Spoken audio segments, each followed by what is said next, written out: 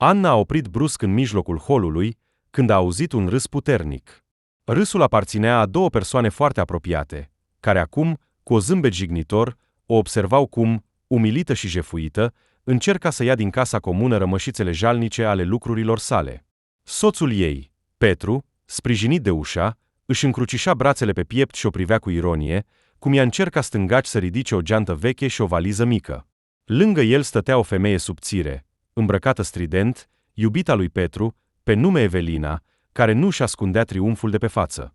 Aruncând priviri disprețuitoare către Anna, ea șoptea în urechea lui Petru comentarii sarcastice. Amândoi se uitau la soția nefericită, ca la o scenă dintr-o melodramă ieftină, unde protagonista își pierde totul și pleacă cu mâinile goale. Anna se străduia să nu plângă, nevrând să le arate slăbiciunea în fața acestor oameni. Se simțea rușinată de încrederea ei anterioară, rușinată că odată l-a iubit pe Petru din toată inima, iar el, în spatele ei, își construia o nouă viață cu această femeie, acuzând-o pe Anna de prea multă bâlâândețe, de lipsa unei viziuni comerciale și de o perpetuă visare. Apoi, cei doi au manevrat abil afacerea lor comună, au schimbat documentele, iar casa lui Petru a fost de asemenea trecută pe alt nume. Anna a rămas practic fără nimic, în afară de casa moștenită de la mama ei, în care nimeni nu mai locuise de mult. Nici măcar nu intenționa să se stabilească acolo. Casa era în alt oraș, neîngrijită, cu o grădină abandonată, necesitând reparații. Dar acum nu mai avea de ales. Ei bine, draga mea, a spus Evelina, făcând un pas înainte, cum se spune, cu Dumnezeu. Sau poate mai aștepți aici, în hol, până ne hotărâm să-ți vindem ultima fustă?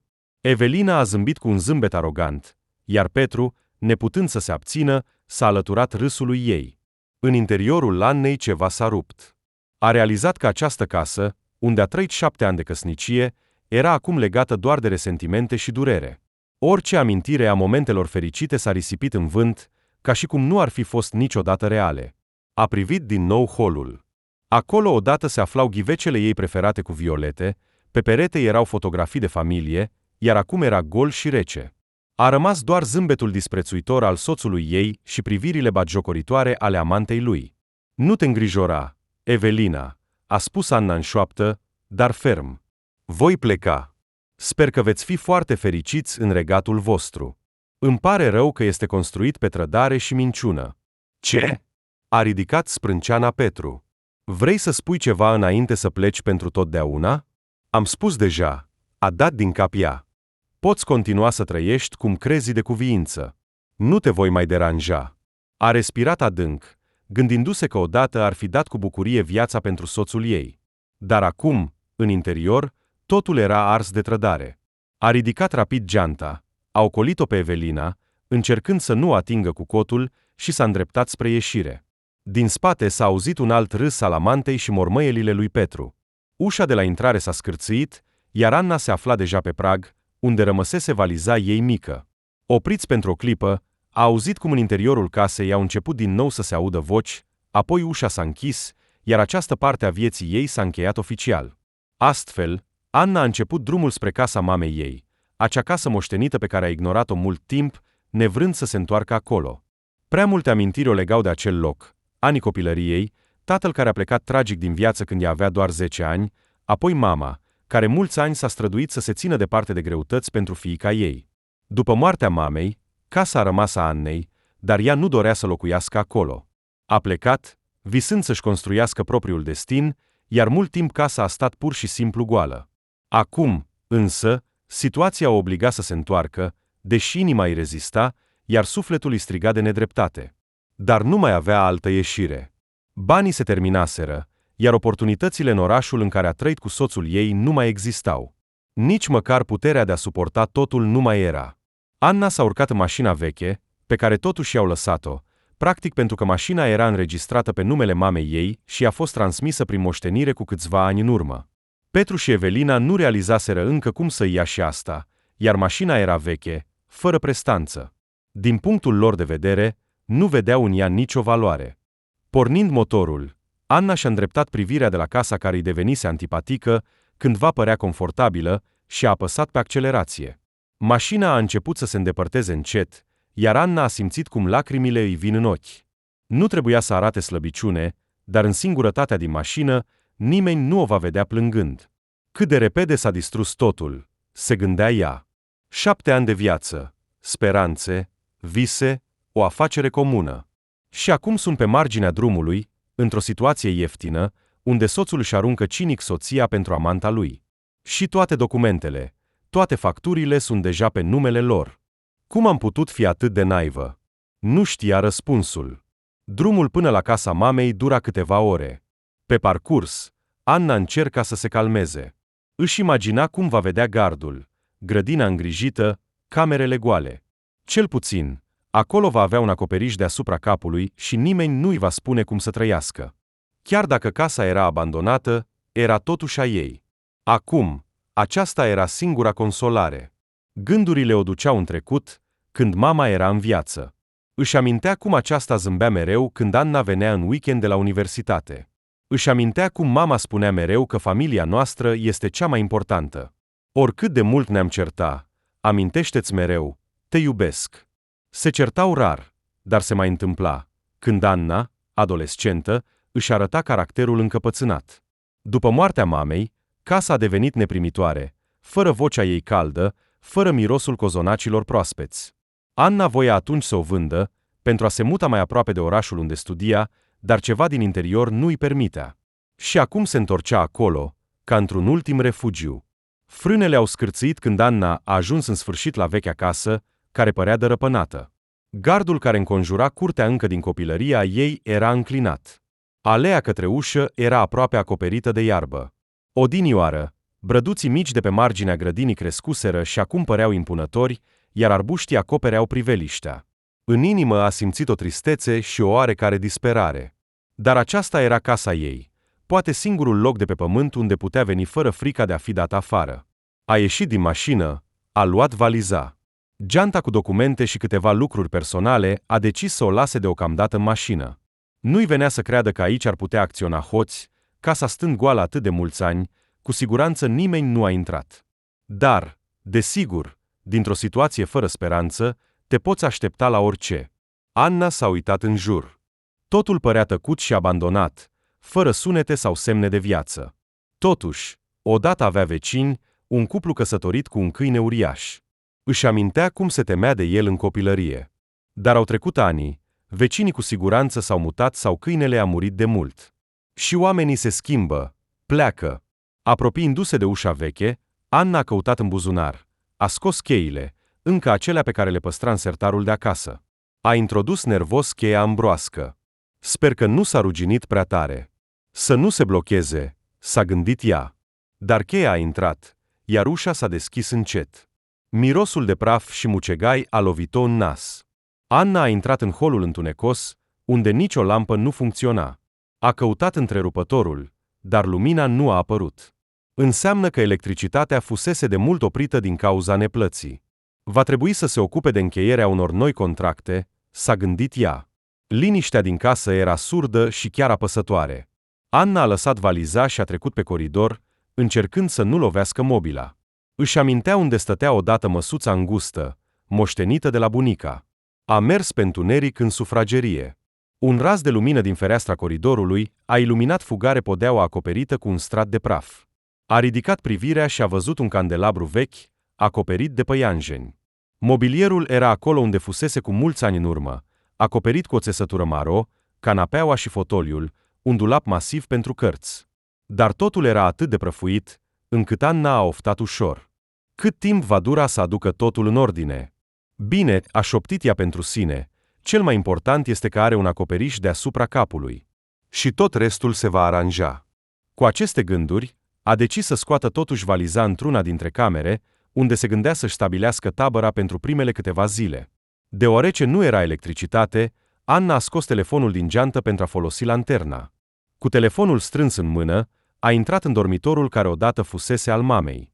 Acolo, sub cuvertură, se vedea patul. Măcar ceva, s-a gândit ea cu un zâmbet amar. A ridicat cuvertura.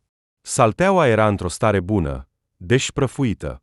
În curând a găsit o perie veche, a curățat-o puțin, astfel încât să poată să se așeze fără să simtă că a căzut în cenușă.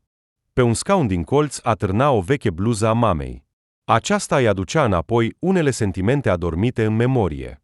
Anna a scos din valiză un cearceaf curat și a încercat să acopere patul. Voia să se întindă, să se ascundă de toată lumea, dar știa că era timpul să se ocupe de problemele gospodărești elementare. Trebuia să verifice apa, să afle dacă funcționează sau nu instalația de apă. Când a mers la bucătărie și a deschis robinetul, a fost stropită de un flux ruginie, cu un miros neplăcut. Anna nu s-a putut abține să nu țipe, uitând de presiunea din ței. S-a retras, a așteptat câteva secunde. Apa curgea într-un fir subțire, devenind treptat mai transparentă. Trebuie să fac o analiză mâine, să chem un instalator. În general, trebuie să am grijă, s-a gândit Anna, a pus un ceainic pe aragaz. Gazul, din fericire, era disponibil, probabil din cauza unui vechi contract pe care mama îl plătise în avans, iar termenul nu expirase încă. Sau era o eroare a furnizorilor de gaz, dar în orice caz, Anna a avut noroc. În timp ce apa fierbea, a spălat apa ruginie din robinet, încercând să regleze debitul. În cele din urmă, a reușit să spele o cană și a amintit că are ceai în geantă, a scos un plic. Toate acestea se întâmplau în semi-întuneric, doar cu lanterna telefonului își lumina calea. După câteva înghițituri de ceai semirece, vechiul ceainic nu știa să fiarbă bine, iar duzele aragazului păreau să fie înfundate. Anna s-a așezat pe un taburet și a cuprins cana cu ambele mâini pentru a se încălzi și a se liniști. Ochii îi lăcrimau, plângea sau reacționa la norul de praf. Totuși, simțea că acesta era începutul unei noi etape din viața ei. Dificilă, umilitoare prin faptul că era readusă la zero, dar în același timp, acesta era un spațiu în care nimeni nu o va răni, unde nu vor râde de ea. Aici, în casa veche a mamei, va putea să-și adune din nou cioburile. Și totuși, nu știa cât de mult se vor schimba planurile ei în ziua următoare. Nu își putea imagina cine o aștepta acolo și ce întâlniri îi pregătea soarta, deci tot ce se întâmpla avea o explicație logică, fără nicio mistică. Când afară s-a făcut întuneric, Anna s-a mutat în dormitor, a activat pe telefon modul de economisire a energiei pentru a nu consuma bateria. Nu avea televizor sau internet acum. S-a întins pe cearceaful curat de pe pat, încercând să nu se miște, pentru a nu simți praful rămas în pliuri. Gândurile îi zburdau, trădarea soțului, batjocura lui, zâmbetul viclean al Evelinei, casa goală. Anna încerca să se convingă, nu-i nimic, te vei descurca.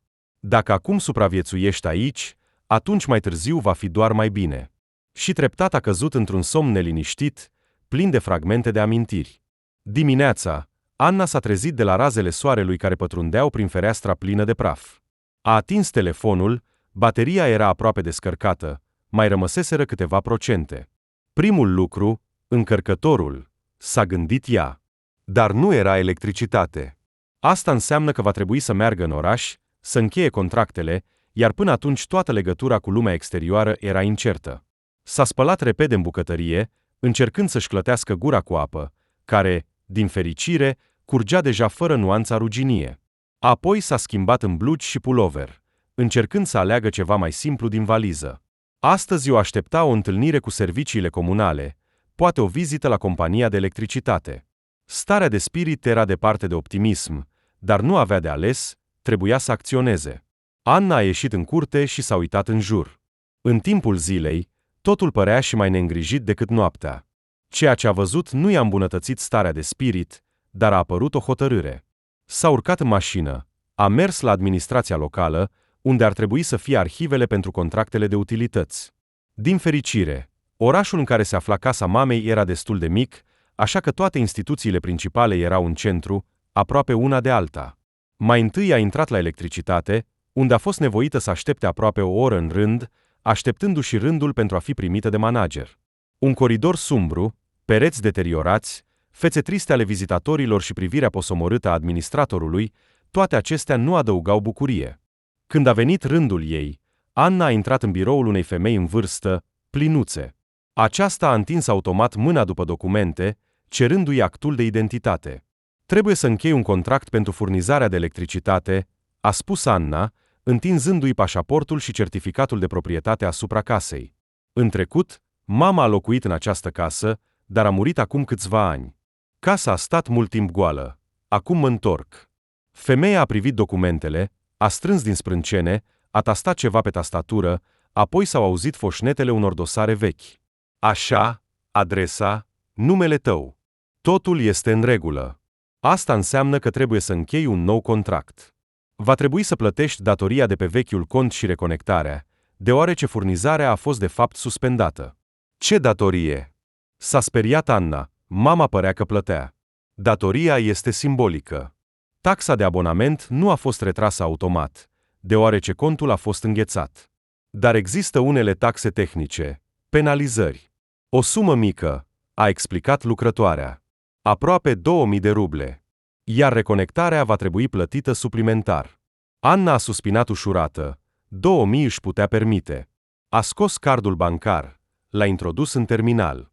La momentul plății, și-a amintit cum Petru și Evelina discutau că Anna are 0 în conturi.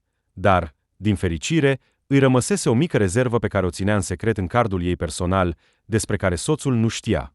Era puțin peste 40.000 de ruble, suma pe care o strânsese cu grijă din câteva câștiguri rare pe freelancing. Acum aceasta era tot ce îi mai rămăsese. Bine, totul a fost plătit, a comunicat femeia sec. Acum echipa de ingineri va veni în termen de 3 zile pentru a vă reconecta electricitatea. Vei primi un SMS când reconectarea va fi efectuată. 3 zile. Anna a oftat. Dar nu se poate mai repede? Îmi pare rău. Avem reglementări. Vom face ce putem, a răspuns aceasta, transferând informațiile pe computer.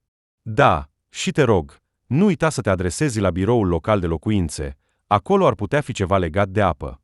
Anna a dat din cap, a luat documentele și a ieșit din birou, gândindu-se că în următoarele 3 zile va trebui să supraviețuiască fără electricitate. Bine, s-a gândit ea, dar apoi totul se va aranja. Respirând aerul de afară, puțin mai proaspăt, s-a îndreptat spre mașina ei. Aproape de mașină a văzut silueta unui bărbat scund, care părea că caută pe cineva cu privirea. Anna? A strigat el, observând-o. Ești tu. S-a oprit, recunoscând trăsăturile cunoscute. În fața ei se afla Vadim, un vechi prieten, cu care au învățat împreună la școală. Scund, slab, cu părul închis la culoare, era îmbrăcat într-o jachetă simplă și blugi. Dar zâmbetul său era prietenos, deși în ochi se citea uimirea. Vadim? Anna a strâns din sprâncene. Ce întâlnire! Câți ani? Da, aproape că nu ne-am văzut din școală. S-a apropiat mai aproape. Am auzit că ai plecat în alt oraș, ai ieșit la căsătorie. Apoi, nu știu ce s-a întâmplat. Ești acum aici? Pe scurt, da, aici, a răspuns ea. În legătură cu căsătoria, nu a mers. M-am întors în casa mamei. Acum este a mea, adică a fost a mea de mult, dar nu am venit aproape deloc. Acum mă ocup de conectarea electricității. Înțeleg, a dat din cap Vadim. Dar trebuie să fie, cum se învârte viața. Acum lucrez la primărie, în departamentul de utilități.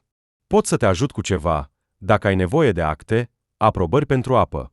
Ar fi grozav, a recunoscut Anna, am nevoie să aflu câteva lucruri. Dacă sunt sinceră, am dificultăți financiare, aș fi recunoscătoare pentru orice sfat. Vadim a zâmbit. Ei bine, hai să mergem la biroul meu, sunt liber acum. Îmi vei spune ce și cum. Au mers împreună spre o clădire mică, pe care era o placă modestă cu inscripțiați Departamentul de Locuințe și Utilități. În interior erau coridoare înguste, cu podea din linoleum. Vadim a condus-o pe Anna în biroul său mic, unde erau 3 birouri, iar câțiva colegi tipăreau ceva. Pe drum, el i-a prezentat Anna colegilor săi. Aceasta este o veche cunoscută de-a mea. Am învățat împreună la școală, o voi ajuta să se descurce cu documentele. Au dat din cap, fără a arăta un interes deosebit, și au continuat să lucreze. S-au așezat la masă, Anna a scos documentele sale. Vadim le-a privit cu atenție și, încruntându-se, a întrebat, deja ai început să te ocupi de electricitate? Da, am depus cererea, a răspuns ea. Se pare că mi-au promis reconectarea în 3 zile. Bine, nu este atât de mult. Și cu apa ce este? Apa există. Dar curge ruginie. Nu știu dacă este normal. Țevile sunt vechi, a dat din cap Vadim.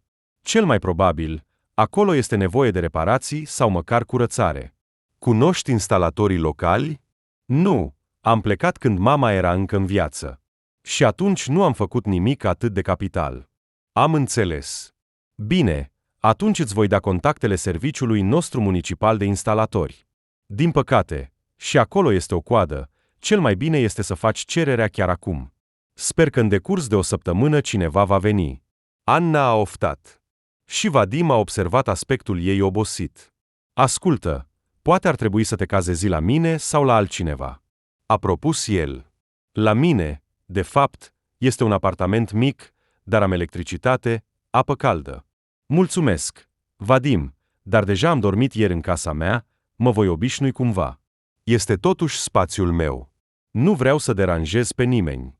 Ei bine, vezi, dacă ai nevoie, apelează-mă. Pot să te ajut cu un sfat sau cu cunoștințe. Și acum, cum stai cu banii? Nici cum, a zâmbit Anna, înțelegând că totul sună jalnic. Te rog să nu mă compătimești. Mă voi descurca. Bine, nu te voi deranja cu milă. A dat din numer Vadim, deși în ochii lui se vedea că îi pare rău de Anna, dar, totuși, știi, nu doar din milă. Aș putea să-ți ofer un loc de muncă temporar. La noi în departament este nevoie de o asistentă, pentru a completa acte, a face copii, a ajuta cu lucruri mici. Salariul este mic, dar măcar ceva. Anna a rămas surprinsă pentru o clipă. Să lucreze la primărie? I s-a părut ciudat. Dar acum are nevoie urgentă de bani, iar alte oferte nu există. Serios? A întrebat ea. Nu trebuie să te consulți cu cineva? Da, voi consulta, desigur. Dar am dreptul să angajez un asistent pe o bază temporară. Vino mâine, voi verifica detaliile. Să considerăm că te voi angaja ca stagiar. Plata este mică, dar va fi suficient pentru a trăi. Acolo poate fi și un loc permanent, dacă îți va plăcea. Anna s-a uitat la telefonul ei, care deja se descărcase. Trebuie să găsesc un loc unde să-l încarc, pentru a nu rămâne fără legătură. Și atunci a realizat că aceasta era o întâlnire destinată, nu doar o cunoscută din școală, ci o oportunitate reală de a începe să trăiască în noul oraș, chiar dacă va trebui să rămână în casa mamei și să o facă locuibilă. Bine, a spus ea, încercând să zâmbească. Voi veni. Îți mulțumesc foarte mult. Atunci ne-am înțeles, a dat din cap Vadim, făcând câteva notițe în carnet. Acum îți voi da un număr, pentru ca instalatorii să vină. Apoi îl vei duce în alt birou. Acolo vor accepta cererea. Au finalizat totul, iar în curând Anna a părăsit clădirea cu un sentiment de ușurare, având un plan. Chiar dacă era mic, chiar dacă nu era grandios, știa că mâine va merge la Vadim și va putea câștiga măcar puțini bani, iar apoi va aduce casa în ordine. Cu aceste gânduri, a decis să se oprească și într-unul dintre magazinele de telefonie pentru a cumpăra un încărcător portabil, pentru a nu depinde de lipsa prizelor. Cu ultimele ei economii, a cumpărat un powerbank ieftin. A reușit să încarce puțin telefonul direct în magazin, contra unei taxe suplimentare. Dar ce să faci? Așa, încet încet, a început să se simtă din nou conectată la realitate. Când s-a întors acasă, Anna a descoperit o mașină străină lângă poartă. Era un SUV nou-nouț, evident nu din sat. Inima ei a sărit. Cine ar fi putut veni? Poate Peter Savelii? Dar de ce? În timp ce se gândea, mașina a pornit brusc de pe loc și, ocolind-o, a ieșit din curte. La volan era o femeie în ochelari de soare scumt, o blondă cu un coc înalt. Nu-i se putea distinge bine fața, dar cu siguranță nu era Evelina. Și arăta cu cel puțin 5 sau 10 ani mai în vârstă. Mașina a dispărut, iar Anna a rămas la poartă, confuză. Cine era și ce voia de la casa ei? A intrat în curte și s-a uitat în jur. Nu erau urme de efracție sau de prezență în interior. De fapt, ușa era întredeschisă, dar poate că ea însăși o închisese prost ieri din cauza încuietorii ruginită. În interiorul casei totul părea la fel. Praful, liniștea. Poate că a intrat din greșeală, s-a gândit Anna, dar o neliniște vagă s-a strecurat în sufletul ei. A aruncat o privire la vechiul bufet din sufragerie, unde erau păstrate câteva documente ale mamei. Cândva nu se uita niciodată acolo. Dar acum, după apariția acelei vizitatoare ciudate, a decis să verifice dacă totul era la locul lui. Bufetul era încuiat. Anna a căutat cheia, amintindu-și că mama o ascundea adesea sub o față de masă. Și, într-adevăr, sub materialul decolorat a găsit o mică cheie metalică. A deschis ușa, iar înăuntru erau dosare, fotografii vechi, câteva scrisori, precum și un pachet cu acte notariale. Răsfoind rapid, a văzut un testament, copii ale certificatelor de proprietate. Totul părea familiar. Slavă Domnului, măcar asta nu s-a pierdut, s-a gândit Anna. E ciudat, dacă cineva voia să fure ceva, de ce să plece cu mâinile goale? A ridicat din numeri și a decis să nu se mai gândească la asta. Probabil era vreo vecină care căuta o adresă străină. Ziua a fost ocupată cu mici treburi casnice. Trebuia să mătur puțin praful, să aerisească casa. Anna a început cu dormitorul mamei, a deschis feroneria, a început să măture podeaua, ștergea mobila cu o cârpă. În proces, amintirile au început să o copăleșească. Parcă încă se simțea mirosul parfumului mamei, se auzeau pașii ei ușori. Asta provoca sentimente amărui dulci. Anna încerca să nu se lase copăleșită de tristețe, concentrându-se pe munca practică. La un moment dat, căutând pe rafturile superioare ale dulapului, a dat peste o cutie cu fotografii. Acolo erau imagini din copilăria ei. Iată-o, încă mică, alături de mama și tata. Iată-le pe tata care o leagănă în brațe. Lacrimile au început să-i curgă pe obraj când a văzut un album foto vechi cu pagini galbene. Câte amintiri! Tata a murit când Anna avea doar 10 ani. Atac de cord. Mama a încercat apoi din răsputeri să se asigure că Anna nu duce lipsă de nimic. Dar după moartea lui a fost greu atât financiar, cât și moral. Anna a crescut, a încercat să învețe bine pentru a intra la facultate. Mama era mândră de fiica ei. Dar acum mama a plecat și tot ce a rămas era această veche casă și cutia cu fotografii. Seara a căzut peste casă fără să-și dea seama. Anna, obosită, s-a așezat în bucătărie, a aprins lanterna de pe telefon și a început să se gândească la ce să mănânce. Proviziile erau modeste. Câteva pachete de tăiței instant, puțină biscuiți, ceai. Îi era foame cu adevărat. Și atunci a amintit că pe drumul spre oraș era o mică piață unde ar putea cumpăra legume sau ceva de genul. Bine, dimineața voi merge sau voi veni cu mașina, a decis ea. A luat cina cum a putut, apoi și-a amintit de powerbank și a pus telefonul la încărcat. Totul părea să decurgă normal, dar era o vagă presimțire că evenimentele nu se vor desfășura liniștit și lin. Prea multe lucruri secrete învăluiau casa, iar vizita acelei necunoscute nu-i dădea pace.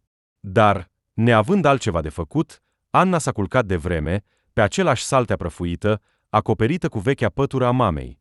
A dormit neliniștită, visând vise ciudate, ca și cum ar fugi printr-o grădină, printre iarbă și plante sălbatice, iar din spatele arbuștilor cineva o observa. S-a trezit la răsărit, înfiorată de transpirație rece, inima bătându-i. I-a spus din nou că toate acestea sunt nerhi, nici o poveste mistică, doar o întâmplare. Îmbrăcându-se repede, a ieșit pe verandă. Dimineața era liniștită. Aerul mirose a iarbă și umezeală. Undeva în apropiere, un cocoș cânta, ceea ce însemna că unii vecini aveau animale. Învăță să te adaptezi la viața de la periferie, s-a gândit Anna cu un zâmbet strâmb. S-a aranjat repede, s-a spălat cu apă rece. Astăzi trebuia să meargă la muncă la primărie, la Vadim, chiar dacă temporar. Avea disperat nevoie de bani. În plus, nu voia să stea la nesfârșit în această casă prăfuită. Înainte de a pleca, Anna a decis să verifice magazia, care se afla la marginea curții. Acolo se aflau cândva uneltele tatălui, uneltele de grădină. Poate că ar putea folosi ceva pentru a curăța curtea. Spre surprinderea ei, lacătul de la ușa magaziei era rupt. Anna s-a tensionat involuntar. Oare chiar cineva a intrat în casa mea? Dar atunci de ce ar fi intrat în casă? A deschis cu grijă ușa magaziei. Înăuntru era semi-întuneric, fereastra era mică. A luminat cu telefonul. Uneltele, lopeți, greble, ciocan, topor păreau neatinse. Dar pe podea erau fâșii de hârtie și un plic maro gol. O chestie ciudată. Anna s-a aplecat să se uite. Pe fâșiile de hârtie se vedeau clar bucăți de schemă sau desen. Parcă cineva a rupt această hârtie sau a împrăștiat-o din greșeală. Au fost aceste foi aici când era mama? Nu-și amintea. Aici erau prea multe lucruri vechi. Dar era remarcabil că părțile schemelor arătau destul de modern, imprimarea pe hârtie de calitate. Ceva legat de pământ? Sau de comunicații? S-a gândit Anna, observând că pe fâșii erau linii, semnături de țehi sau magistrale. Poate că era o schemă a apei în zonă. Dar cine și de ce a dus-o în magazie? Anna s-a îngrijorat, dar nu a vrut să piardă timpul acolo. Oricum urma să meargă la Vadim, putea să-i arate. A băgat fâșiile în buzunar, a ieșit și a încuiat magazia. Lacătul nu mai avea sens, dar măcar a tras ușa pe zăvor. S-a urcat în mașină și a plecat spre primărie. Drumurile erau pustii. Și curând a parcat pe vechea piață, unde se afla clădirea în care lucra Vadim. A intrat înăuntru, a salutat pe toată lumea. Vadim, văzând-o, a zâmbit. Salut! Bine că ai venit! Tocmai vorbeam cu șeful nostru, îl cheamă Constantin Petrovic. Nu are nimic împotrivă să te angajeze ca stagiar. Poți completa o cerere? Desigur, a dat din cap Anna, mi-ar prinde bine un loc de muncă. Excelent! Vadim a condus-o la biroul său. Doar te avertizez, salariul aici nu este mare, dar pentru început. Da, înțeleg totul. Mulțumesc că m-ai primit. Anna a aruncat o privire la ceilalți angajați, apoi a adăugat cu voce joasă. Ascultă, pot să-ți arăt ceva? Desigur, s-a uitat la ea, ridicând o sprânceană. Anna a scos din buzunar fâșiile de schemă și plicul maro. Astăzi dimineață am descoperit asta în magazia mea, având în vedere că lacătul era rupt. Pare a fi o schemă. Nu știi ce ar putea fi. Vadim a luat fâșiile, le-a așezat cu grijă pe birou.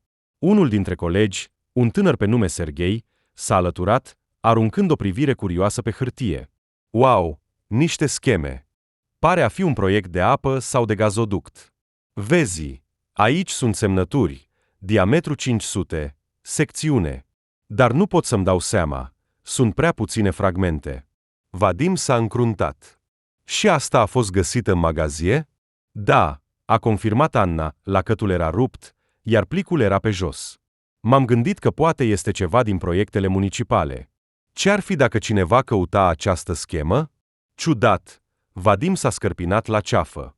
Nu avem proiecte cu astfel de note, cel puțin în această zonă. Totuși, hai să ne gândim, poate există dezvoltări private pentru conducte. Oricum, nu înțeleg de ce să păstrezi asta în magazie. Serghei a ridicat privirea. Poate că cineva căuta ceva legat de terenul tău. Ai spus, Anna, că casa ta a stat goală mulți ani. Poate cineva a vrut să facă niște comunicații prin terenul tău, iar în documente această casă era înregistrată ca abandonată. De aceea au intrat, să lase schema sau, dimpotrivă, să ia ceva. Anna a privit de la unul la altul. Asta o sperie. Dacă cineva vrea să pună o țeavă prin terenul meu și-a crezut că casa este nelocuită. Dar eu sunt aici, am drept de proprietate. Poate că cineva a vrut să cumpere terenul tău sau o parte din el, iar apoi a aflat că tu ești încă proprietara. A presupus Vadim. Știi, în zona noastră uneori se fac scheme inteligente, se întocmesc acte false când proprietarii nu sunt. Dar când apar adevărații proprietari, totul se duce de râpă. Anna și-a amintit imediat de acea necunoscută din SUV. Poate că ea este? Îi dorește cu adevărat cuiva acest teren? Desigur, terenul nu este mic, există o grădină, se poate construi orice. Totuși, terenul meu nu este atât de atrăgător. Poate că, s-a gândit ea, oare acum va trebui să mă apăr dreptul asupra terenului? Bine, a spus Vadim, eu voi păstra aceste fâșii la mine. Poate le voi arăta lui Constantin Petrovic sau altcuiva care se pricepe la planurile locale. Vom fi cu ochii în patru. Și îți dau un sfat. Încuie casa, magazia, totul cât mai bine și fii atentă. Anna a dat din cap, mulțumind. Apoi au trecut la formalități. Vadim i-a dat un formular de cerere, a ajutat-o să completeze toate câmpurile necesare. Șeful Constantin Petrovic, un bărbat impunător de aproximativ 50 de ani, a discutat cu Anna în birou. A vrut să se asigure că înțelege cu adevărat ce va trebui să facă. Ea a răspuns că este pregătită pentru orice muncă de birou să tipărească, să copieze, să înregistreze scrisorile primite. Constantin Petrovic părea mulțumit de răspunsuri, deși fără un entuziasm deosebit. Am o mare lipsă de oameni în departamentul de documentație, a explicat el cu seriozitate. Sper că te vei descurca. Vadim spune că înveți repede. Mă voi strădui, a zâmbit Anna, așa a început prima ei zi de muncă. A ajutat la sortarea documentelor, le-a pus în dosare, le-a ștampilat. Nimic special, dar Anna simțea un val de energie că nu stă fără nimic de făcut, că nu se învârte în problemele ei. Colegii nu erau foarte mulți, 4 angajați în acest sector plus șeful. Toți erau destul de prietenoși, deși ocupați cu rutina lor. La prânz, Anna deja simțea oboseala, dar încerca să se mențină optimistă. Vadim a invitat-o prietenește la cantina de lângă administrație. Aici e modest, dar nu scump, a spus el. Hai să mâncăm. Au luat supă, chiftele cu piure și compot. S-au așezat la o masă liberă. Anna a simțit privirile curioase ale câtorva angajați, dar aceștia și-au întors repede privirea. Se vedea că discută despre faptul că Vadim a adus o nouă fată și încă din trecutul său. Îmi povestești ce s-a întâmplat acolo în oraș? A întrebat Vadim, aruncând o privire la degetul ei inelar, pe care încă se vedea urma inelului de logodnă. Anna a suspinat greu, nu prea avea ce să povestească. M-am căsătorit cu Petr, am organizat o mică afacere, iar apoi el și-a găsit o amantă. Am fost complet în necunoștință, iar când totul a ieșit la iveală, deja toate bunurile erau transferate. De fapt, am rămas fără nimic. Ascultă, câți ani ați fost împreună? 7. Îți poți imagina cum e să realizezi că te-au folosit tot acest timp? E groaznic. Vadim părea sincer șocat. Nu poți depune plângere la poliție. Da, totul părea legal. A zâmbit Amarannaț, am avut încredere, am semnat împuterniciri. Cred că în instanță am șanse mici. Și acum nu am forță și bani pentru avocați. Vadim a dat din cap. Îmi pare rău. Îmi amintesc cum erai la școală. Visătoare, bună, mereu gata să ajuți. E păcat că s-a întâmplat așa. Ei bine, nimic, a răspuns Anna, încercând să zâmbească. Cel mai important e că sunt în viață. Și viața se va așeza. Au mâncat în tăcere. Apoi Vadim a schimbat subiectul, întrebând-o ce planuri are Anna pentru casa ei, oferindu-și mașina, dacă va fi nevoie să transporte materiale de construcție pentru reparații. Anna a mulțumit, dar a spus că încă nu s-a decis ce anume are nevoie. După prânz, s-au întors la birou, iar ziua de muncă a continuat în fluxul nesfârșit de documente. Seara, când Anna se pregătea să plece, Vadim s-a apropiat de ea. Ascultă. Am o informație. Astăzi am întrebat cunoscuți despre acea schemă pe care ai adus-o. Până acum nu am nimic concret. Dar un prieten a spus că în zonă circulă zvonuri despre un proiect de construcție, fie vor să facă o nouă ramură de gaz, fie să aducă o altă magistrală în zona industrială. Nimeni nu știe exact. Și ce legătură are cu terenul meu? Ar putea dori să pună o țeavă prin proprietate privată, a răspuns Vadim. Și atunci compania care se va ocupa de asta ar trebui să cumpere terenul sau să ajungă la un acord cu proprietarul. În general, dacă cineva a încercat să facă ceva fără știrea proprietarului, de acolo vin toate problemele. Anna i-a mulțumit pentru informație. S-a urcat în mașină și a plecat acasă, gândindu-se la tot ce a auzit. Pe de o parte, dacă într-adevăr vor să pună o țeavă acolo, ar putea fi o salvare pentru ea, ar putea plăti bine pentru teren. Dar pe de altă parte, dacă totul se face ilegal, pot apărea neplăceri. În plus, acea femeie misterioasă, vizita ei. În general, ziua a adus noi motive de îngrijorare, dar Anna a câștigat puțini bani. I-au dat un avans ca un gest de bunăvoință, pentru a se putea așeza. Măcar voi cumpăra alimente normale, s-a gândit ea, simțind o anumită ușurare. Ajungând acasă, Anna a lăsat mașina în spatele porții și a intrat în curte. Spre surprinderea ei, a văzut un bărbat de vârstă medie, care stătea chiar pe treptele verandei. Văzând-o, s-a ridicat și și-a dat jos cu rușine pălăria. Mic, slab, cu riduri pe față, îmbrăcat în haine simple, părea un muncitor. Bună ziua, a spus el lentant. Tu ești, probabil, Anna, proprietara? Da, a răspuns ea cu precauție. Și tu cine ești? Eu sunt Nicolae, instalator de la serviciul local. Mi-au spus că ai probleme cu apa, să verific țeava. Am venit să mă uit, am bătut la ușă, dar nu era nimeni în casă. Am așteptat puțin, m-am gândit că poate apari. Oh, bine că ai venit. S-a bucurat Anna, intră. Mulțumesc că ai venit. A deschis ușa, l-a condus în bucătărie, i-a spus ce apă curgea din robinet. Nicolae a inspectat țevile de sub chiuvetă, a cerut să deschidă robinetul. Apoi a trecut în baie, dacă se poate numi așa micuța cameră cu chiuvetă și duș, a verificat coloana. Uneori se încrunta, dădea din cap. Țevile sunt vechi, s-a acumulat rugină. Trebuie să schimbi partea care vine de la intrare până la chiuveta din bucătărie, a concluzionat Nicolae. Pot să-ți fac o estimare. Materialele nu sunt scumpe, nici munca, 4-5 mii. În plus, poate va trebui să verifici boilerul, dacă vrei apă caldă, dar asta e o altă poveste. Anna a calculat banii rămași, să cumpere alimente și să facă reparații, dar fără apă nu se poate. Bine, hai să facem estimarea, a spus ea. Când poți începe? Chiar mâine. Vor fi necesare materiale, îți voi spune unde sunt mai ieftine. Putem merge împreună, vom alege țevile, componentele.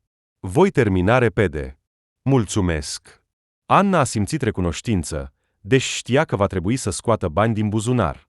Atunci voi scrie acum lista. Bărbatul a scos din buzunar un caiet și a început să facă notițe. Și tu, dacă e ceva, poți suna mâine, când ești liberă, și vom merge împreună. Mi-ar conveni după amiază. Anna a dat din cap. Nicolae a mulțumit pentru ceaiul pe care i l-a oferit și s-a pregătit să plece. Atunci te aștept mâine, a repetat el. Vom rezolva toate problemele. L-a condus până la ușă. Și atunci s-a întors brusc. Îmi pare rău, poate că nu e treaba mea, dar acum câteva zile s-a văzut o mașină ciudată aici, una scumpă. Oamenii întrebau dacă poate au venit noi proprietari. Ești la curent? Anna a ridicat din numeri. Da, și eu am văzut-o, dar nu știu cine a fost. Ei bine, cine știe? Fii atentă. Acum sunt mulți escroci. La revedere. Când a plecat, Anna a simțit o neliniște ciudată. Fie că oamenii chiar fac planuri pentru terenul ei, fie că e doar o întâmplare. Dar a decis să nu se agite prea mult și s-a apucat de gătit cina. De data aceasta a cumpărat cartofi, legume, a fiert o supă simplă și a completat proviziile. Vroia o masă normală, caldă, după o zi grea. A făcut totul în grabă. Apa clocotită era acum accesibilă, căci gazul funcționa, dar electricitate încă nu era, aștepta vizita promisă a electricienilor. La lumina lanternei de pe telefon, a început să spele câteva dintre lucrurile ei, măcar să le moaie și să le clătească. Apoi s-a culcat, din nou în liniște, doar cu sunetul scârțâitului vechi al casei. În adâncul sufletului, totuși, nu se simțea bine, camerele întunecate, amintirile, niște oameni misterioși străini. Dar nimic, se încuraja ea. Mă voi descurca. La urma urmei, nu sunt singură, am măcar puțin sprijin în persoana lui Vadim. Și, întărindu-se cu acest gând, a adormit mai liniștită decât în noaptea precedentă. A doua zi, s-a dus din nou la birou, unde o aștepta Vadim. Acum avea deja abilități de bază, știa unde sunt dosarele. A sortat scrisorile primite, a răspuns la apeluri, notând datele. La pauza de prânz, s-au dus din nou la cantină. Am vești, a spus Vadim, sorbind din compot. I-am arătat acele fâșii de schemă inginerului șef al zonei noastre. El susține că ar putea fi parte din documentația tehnică a Gazpromstroj. Chiar plănuiesc să pună o țeavă în zona noastră. Și poate să treacă prin terenul meu? Nu e sigur, a dat din numeri Vadim. Dar există o probabilitate, dacă traseul este planificat acolo. Oricum, trebuie să se consulte mai întâi cu proprietarul sau, dacă terenul este abandonat, să obțină aprobarea prin instanță. Se pare că cineva a vrut să ajungă la un acord prin alte metode. Dar eu, ca proprietar, nu am dat consimțământul, a murmurat Anna, poate că asta explică vizitele ciudate? Cel mai probabil. Îți recomand, dacă cineva vine cu o ofertă de a vinde terenul sau de a semna acte, să mergi imediat la un avocat. Anna s-a încruntat. Da. Acum, după povestea cu soțul, sunt și mai atentă cu actele. Mulțumesc pentru sfat. Revenind la locul de muncă, a observat că Serghei, colegul, se uită semnificativ la alt angajat. Evident, a venit o dispoziție de sus. În curând, Constantin Petrovic s-a apropiat de biroul lor. Colegi, am o rugăminte. Trebuie să revizuim arhiva, a spus el. Am documente despre proiectele de apă din ultimii 5 ani. Vreau să fac un rezumat pentru a-l trimite în regiune. Serghei, Vadim și, probabil, Anna, vă veți ocupa de asta după amiază. Anna, desigur, nu putea refuza. A lăsat treburile curente și a mers cu cei doi bărbați în camera de arhivă, unde pe rafturi erau așezate cu grijă dosarele.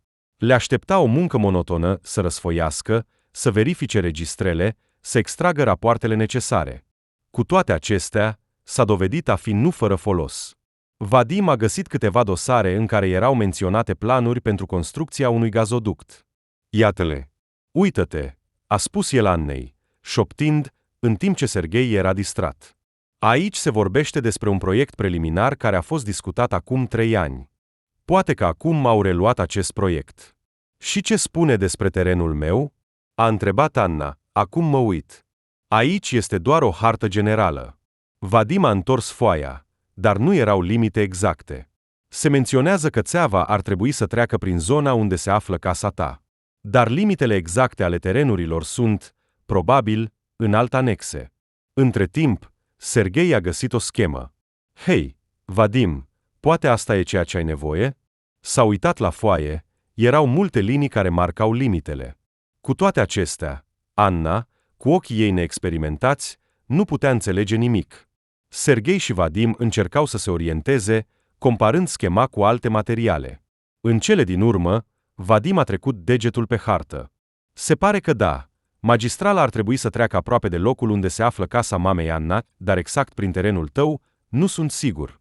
Acolo terenul este complicat, iar inamicii un pârâu. Poate că dezvoltatorii au vrut să găsească o cale mai scurtă, fără a obține aprobări costisitoare. Anna a suspinat involuntar. Se pare că aceasta este o problemă. Ar putea să-mi distrugă grădina. Sau mi-ar putea oferi compensație. Cel mai probabil, va trebui să cumpere o parte din teren, a răspuns Serghei, dacă totul este oficial. Sau poate că ar putea dori cumva să se descurce fără asta, mai ales dacă parcela era considerată părăsită. Anna și-a amintit cum Petia și Evelina spuneau că nu ai unde să te ascunzi. Această casă veche nu îți va aduce venit. Dar poate că va aduce? Dar cu siguranță nu este acea bucurie pe care ar dori să o obțină. Între timp, ziua de muncă se apropia de sfârșit. Anna a primit prima ei plată mică, deoarece îi calculau lunar, dar totuși i-au dat un avans, iar ea s-a simțit puțin mai bine. S-a despărțit de colegi, s-a urcat în mașină. Se gândea să ajungă acasă, să-l ia pe Nicolae, instalatorul, și să meargă să cumpere ței. Dar mai întâi voia să se oprească la supermarket, să cumpere alimente și câteva lucruri de uz casnic, pentru că acum începea să-și amenajeze casa serios. Când Anna a ieșit din magazin, purtând pungi, a văzut din nou acel SUV negru. Stătea aproape, în parcare. La volan era aceeași blondă cu ochelari. Inima Annei a început să bată nebunește. Femeia se uita direct la ea, ca și cum ar fi așteptat. Anna a încetinit pasul, dar aceasta a pornit motorul și a ieșit din parcare, dispărând din nou înainte ca Anna să poată să se apropie. Ce fel de obsesie? S-a gândit Anna, aruncând repede pungile în portbagaj. Oare mă urmărește? De ce pleacă? Poate vrea să o sperie? Sau este o coincidență? Dar de 2 ori, deja puțin probabil.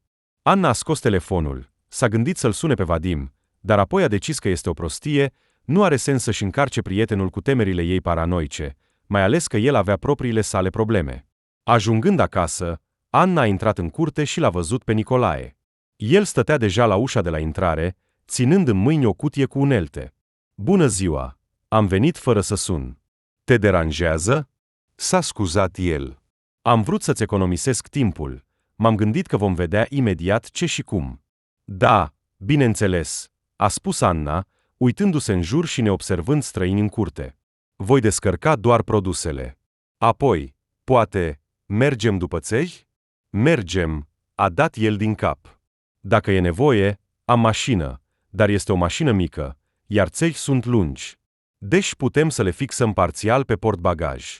Mașina mea este veche, dar cred că dacă pliem bancheta din spate, se va încadra. Așa au făcut, au mers la magazinul de materiale de construcții. Nicolae a ajutat cu alegerea, explicând care este diferența între țevi din plastic și cele din metal, ce fitinguri ar fi mai bune de folosit.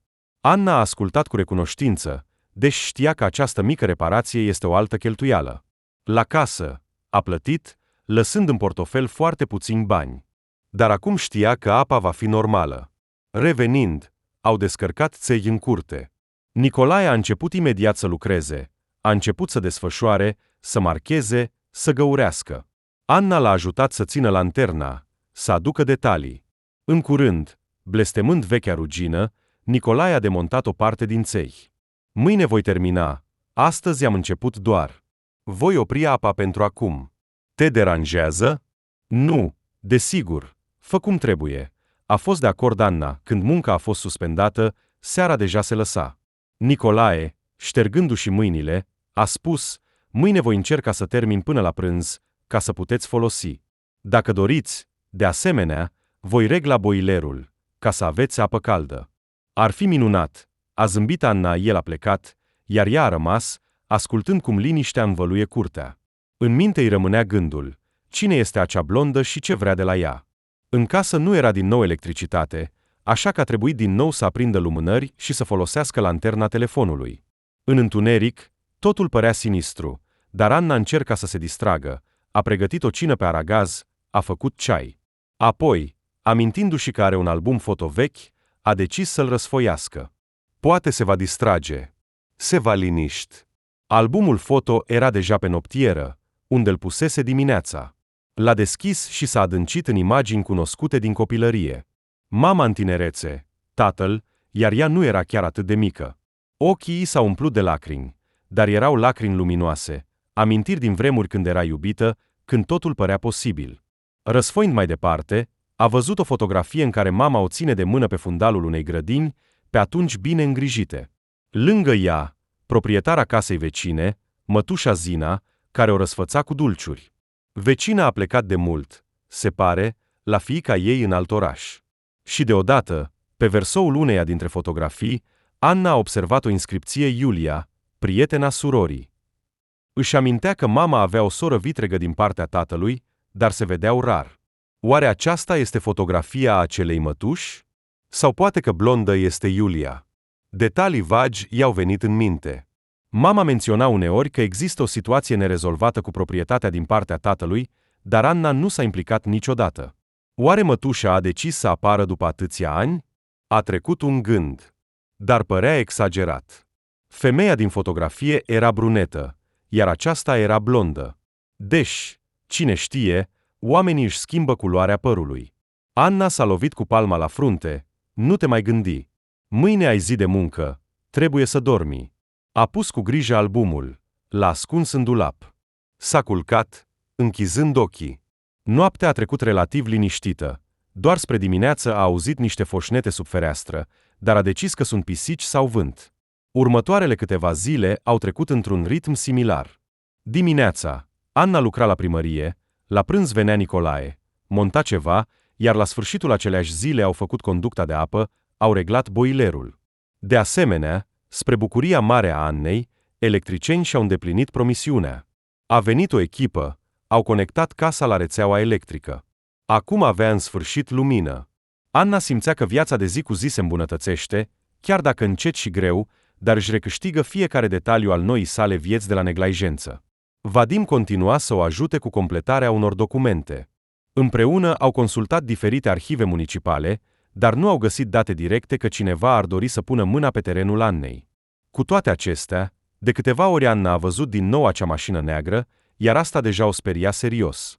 De câteva ori a încercat să se apropie, dar femeia dispărea într-un mod misterios, evitând o conversație directă. Odată, seara, când Anna se întorsese acasă, a primit un apel de la un număr necunoscut. A răspuns alo? Anna, sunt Vadim, a auzit vocea cunoscută. Ascultă, am sunat de pe telefonul orașului, mi s-a descărcat telefonul personal. Ascultă, putem vorbi un minut? Desigur, ce s-a întâmplat? Am primit informații că Gazprom Stroi a depus oficial o cerere pentru cumpărarea mai multor parcele pentru a trasa o conductă. În listă se află și terenul tău. Așa a simțit Anna, cum inima îi bate mai repede. Și ce înseamnă asta? Trebuie fie să cumpere, fie să încheie un contract de servitute. Adică pot să traseze conducta și să-ți plătească o compensație. Este o procedură legală. Dar dacă nu ești de acord, poate apărea un proces în instanță, deși în majoritatea cazurilor statul dă permisiune în mod prioritar. Ascultă, nu știu încă. a spus Anna confuză. Ce sumă ar putea fi? Nu știu. Nu au avut încă o ofertă oficială. Dar având în vedere că acum ai vremuri dificile, poate ar fi avantajos să accepți dacă compensația este considerabilă. Trebuie să te gândești. Voiam doar să te țin la curent că procesul oficial a fost demarat. Anna i-a mulțumit, a închis și s-a așezat pe un scaun. Iată, deci, poate va trebui să vând o parte din teren. Pe de o parte, banii sunt foarte necesari acum. Pe de altă parte, aceasta este casa mamei, grădinile, amintirile. Dar dacă conducta va fi trasată, grădina ar putea avea de suferit.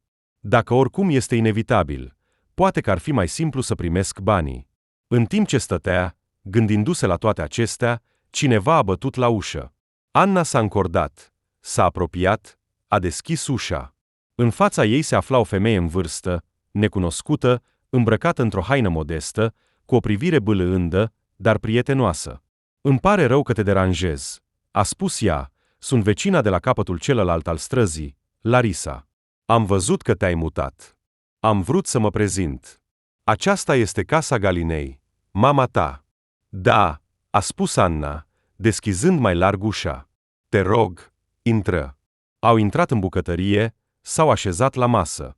Anna a pus ceainicul, a oferit oaspetelui ceai. Aceasta se uita în jur, parcă amintindu-și cum era totul în viața Galinei. S-a dovedit că Larisa locuiește de mult în acest cartier, o cunoștea pe mama Annei. Știam că are o fiică adultă, dar te-am văzut rar, a explicat Larisa. Ce mai faci? Te-ai mutat de mult? Anna a povestit pe scurt că s-a întors definitiv după circumstanțe dificile. Larisa a dat din cap cu compasiune, numind-o pe Galina Vasilievna o femeie bună, amintindu-și cum a ajutat vecinii. Știți, a spus Larisa, lăsând cana deoparte, îmi pare rău că mă bag. Dar circulă zvonuri că terenul dumneavoastră vrea să fie cumpărat pentru gazoduct. Au venit deja la dumneavoastră? Până acum nu, a recunoscut Anna. Dar știu că există un astfel de proiect. Ați recomanda să accept? Larisa a ridicat din numeri. Nu eu trebuie să decid, desigur. Dar, pe de altă parte, dacă vă plătesc, poate veți putea cumpăra o locuință mai bună, într-o zonă mai dezvoltată. Aici, la noi, este deja pustietate, tinerilor le este greu. Grădina, da, va fi păcat. Dar companiile de gaze plătesc sume considerabile. Anna a dat din cap. A trecut un gând prin minte că soarta o împinge spre vânzare. Casa necesită reparații capitale, nu are bani, iar așa poate începe o viață nouă. Dar totul depinde de preț.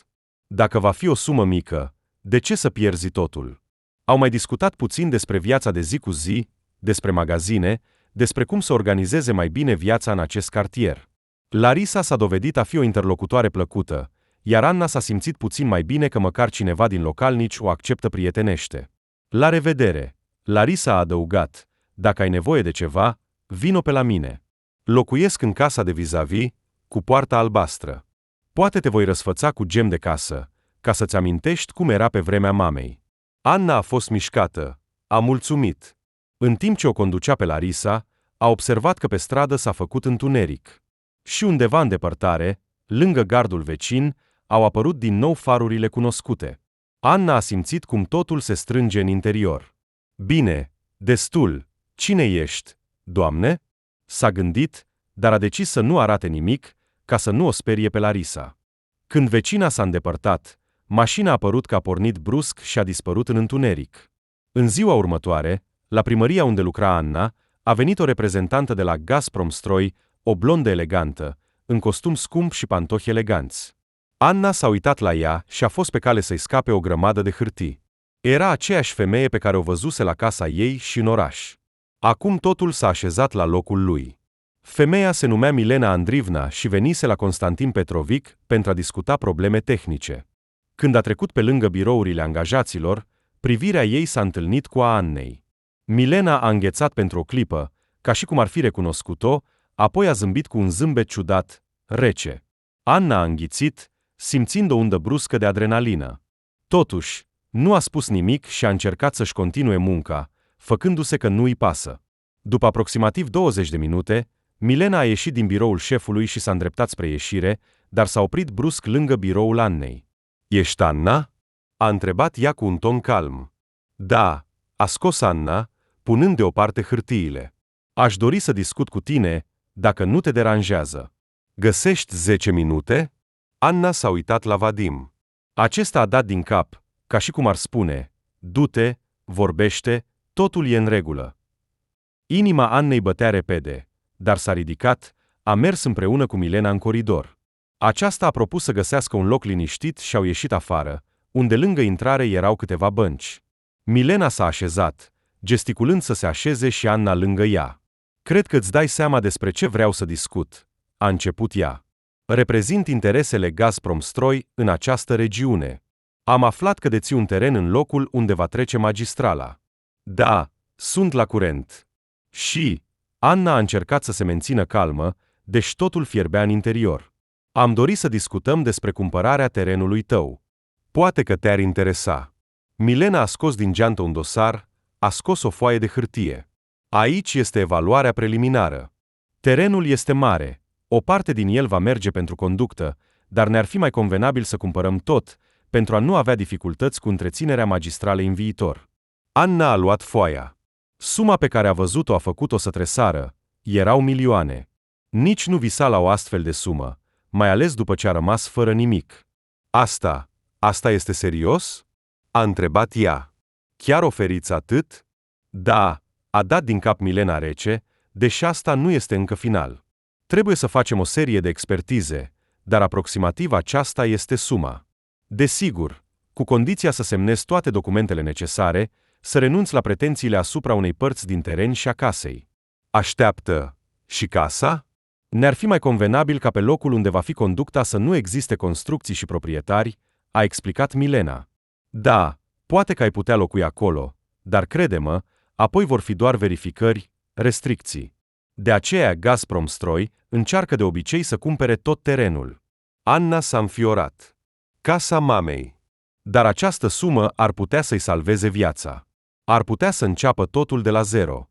Să cumpere un apartament în oraș, să-și deschidă propria afacere. Trebuie să mă gândesc, a spus ea în cele din urmă. Desigur. Milena a zâmbit. Îți voi trimite proiectul oficial al contractului, poți consulta specialiștii. Dar te avertizez, conducerea noastră este interesată de o finalizare rapidă, așa că întârzierea poate afecta prețul. De ce mi-ați urmărit? S-a îndrăznit să întrebe Anna. Ați fost de câteva ori la casa mea, ați plecat când mă apropiam. E ciudat. Milena a ridicat puțin sprânceana. Am vrut să mă asigur că cineva locuiește acolo. Compania era sigură că casa este goală. Dar te-am văzut. Nu am vrut să mă apropii fără documente oficiale. Îmi pare rău dacă te-am speriat. Mi-ați speriat, a recunoscut Anna. A mai fost și un lacăt rupt la magazie. Acolo sunt împrăștiate niște scheme. Asta a fost tot de la dumneavoastră? Nu. Ce vorbești? S-a încruntat Milena, surprinsă. Nu voi face niciodată un astfel de lucru. La noi totul este oficial. Anna nu știa dacă să creadă sau nu, dar femeia vorbea cu încredere. Bine, a dat din cap. Îți mulțumesc pentru ofertă. Mă voi gândi, am nevoie de timp. Bine, a spus Milena. Îți voi lăsa vizitca mea. Poți suna dacă ai întrebări. A înmânat Annei o mică carte de vizită. Acolo era numele, prenumele, numărul de telefon, logo-ul Gazpromstroj. Apoi Milena, fără să se despartă, s-a întors și s-a îndreptat spre SUV-ul care o aștepta pe trotuar, s-a urcat și a plecat. Rămânând singură, Anna a continuat să stea pe bancă, privind hârtia cu suma care depășea de câteva ori cele mai îndrăznețe așteptări. Asta înseamnă că pot să-mi cumpăr un apartament bun, o mașină, să încep o afacere, dar va trebui să vând casa mamei. Întreaga, își amintea de amintiri, de câte eforturi a depus mama pentru ca această casă să ajungă la fiica ei. Poate că este și pentru bine, s-a gândit Anna, căci casa a fost a ei, iar acum toți cei dragi au murit. Dar eu am viața mea. Mama nu ar fi vrut să sufăr, rămânând fără bani, oricum. Trebuia să se întoarcă la muncă, iar Anna s-a îndreptat spre biroul unde o aștepta cu nerăbdare Vadim. El a condus-o la el. Ei bine, ce s-a întâmplat? A fost ea, nu? Anna i-a întins foaia cu cifra. Vadim a fluierat. Nimic. Asta este, probabil, de 3 sau 4 ori mai mult decât valoarea de piață. Chiar sunt dispuși să plătească?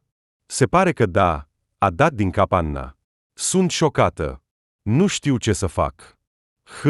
A spus Vadim, încrucișându-și brațele. Dacă sunt sincer, ți-aș recomanda să accepti. Dar cu condiția ca totul să fie realizat printr-un avocat bun, ca să nu te păcălească cu vreo șmecherie și să te asiguri că toate impozitele, comisioanele sunt luate în considerare. Ai nevoie de suport, ca să nu rămâi înșelată. Anna a strâmbat din nas. Da, ai dreptate în legătură cu avocatul. După povestea cu fostul meu soț, nu mai am încredere în nimeni. Știi, șeful nostru are un notar și un avocat cunoscut, putem obține contactele. Doar ca să fii protejată. Așa au decis, Anna nu va da un răspuns Gazpromstroj până nu va consulta un avocat independent. Vadim a promis să afle contactul, iar Anna dorea să o sune pe Milena a doua zi, ca să-i spună că trebuie să verifice toate punctele din contract. Seara acelei zile, întorcându-se acasă, Anna simțea o combinație ciudată de bucurie și tristețe. Pe de o parte, îi se ofereau bani enormi pentru ea, o șansă de a începe o viață nouă. Pe de altă parte, asta însemna să îngroape casa mamei, să se despartă de amintirile de familie. Aprinzând lumina, acum avea lumină. A pregătit o cină, s-a așezat pe canapea în living. A privit mobila plină de praf, care devenise deja puțin mai puțin prăfuită după curățenia ei, dar tot părea veche și obosită. Ei bine, casă, ai trăit aici mult timp? S-a gândit Anna cu voce tare.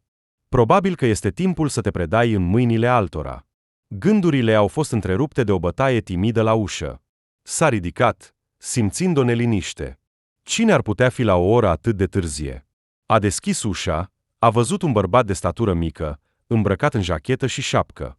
Ochii lui păreau speriați. Bună seara, a spus el. Îmi cer scuze pentru vizita atât de târzie. Nu mi-ați putea ajuta?